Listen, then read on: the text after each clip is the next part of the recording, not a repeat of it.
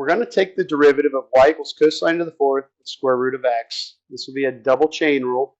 But before we take it, one of the things I would recommend is rewriting this as cosine of square root of x all to the fourth.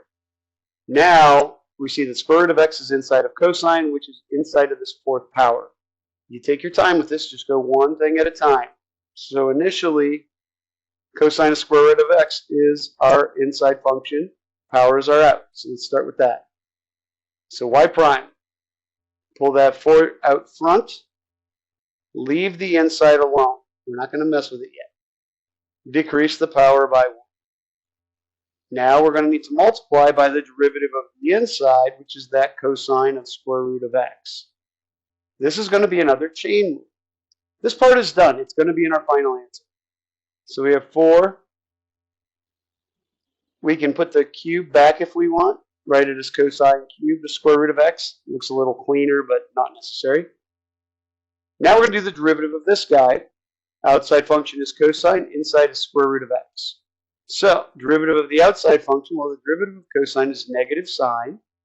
Leave the inside alone, and then we'll multiply by the derivative of the inside. As a reminder, square root of x is x to the 1/2. So it's really just a power function, right? Pull the power down in front, decrease the power by 1, and there is our derivative. So let's put that into our derivative, and then we'll be all set. Cosine cubed of square root of x.